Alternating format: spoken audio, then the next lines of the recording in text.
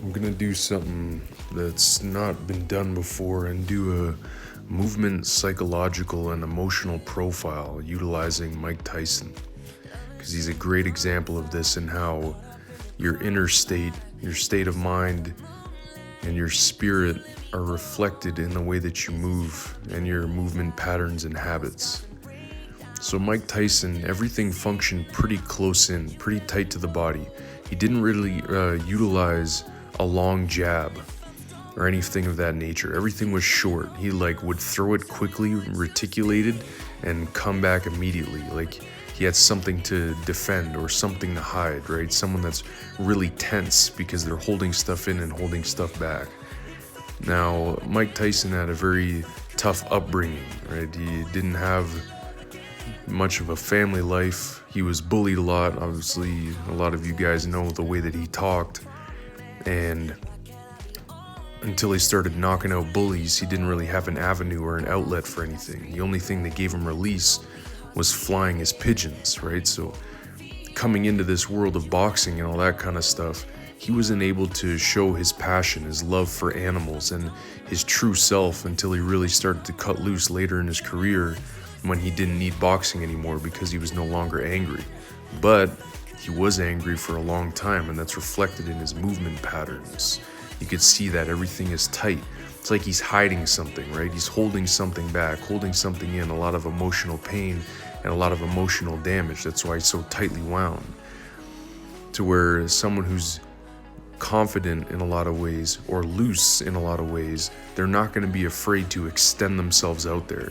To where someone who's damaged or hurt, it's like they're in a defensive shell. And what's funny is Mike Tyson was known for having a really tight defensive shell. To where it may have served him a little bit in boxing, but it didn't necessarily serve him in his outside life. And his outside life is what ended up really defeating him inside the ring. His personal, emotional, mental damages and problems that he was facing from the traumatic upbringing that he had and closing himself off from so many people ended up following him into the ring.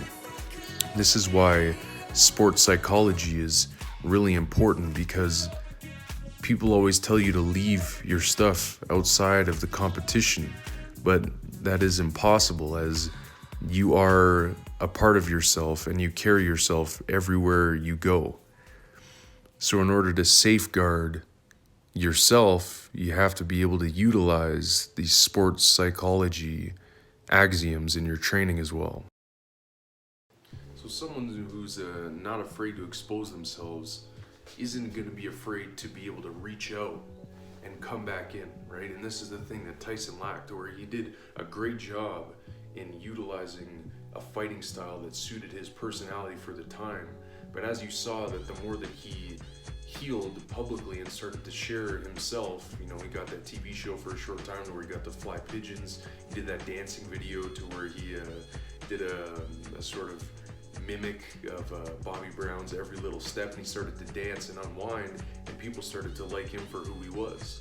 And then you notice that when he started to do those things, his performance in the ring started to slip, and he didn't need boxing anymore, because now, really, like a lot of kids that grow up and they're damaged, they just want people to like them. They just want to, be accepted in their community, and boxing is what got him there. But since he came in, damaged with all those issues, that's why he was so tense and coiled all the time and preferred to fight from the mini range. And if he ever did a jab, it would be like a rabbit punch, and then he'd pull it back. Because why? That shows the emotional state. That shows his mind state, to where he's afraid to put himself out there, so he's going to come back quickly. But he's cool to fight and move from a place that he feels safe and he feels comfortable and defensive. Even when he was utilizing his movement and his evasive tactics, everything was tight. So it was only a matter of time that all that tension built up to the point that someone else was going to end up knocking him out. Because the way that tension stores, it's like the body is just looking for a release. And if you don't do it yourself, someone or something, some kind of situation is going to do it for you, or else you're going to explode. And he happened to be in a sport that is going to directly put you in those situations, and that's exactly what he got. And if you hear his interviews about the losses that he had, there's always something psychological going on or emotional going on with him that impacted that. To where his wins, he was either calm, cool, and collected and cold, or super angry and violent because he was still carrying this stuff from his childhood. So someone who's loose, right, and confident and has a healthy psyche, they're not going to be afraid to venture into somewhere and come back, because they know, because they have that true confidence. They've been there before, and they're not afraid to expose themselves to something, right? It's like risk it to get the biscuit. Sometimes you got to do something and expose yourself in order to acquire something. It's putting yourself out there, literally and physically, right? So it's not good to ever be too tense, and it's not good, you don't want to be like freaking Raggedy Andy out there. But the idea is having a balance of both.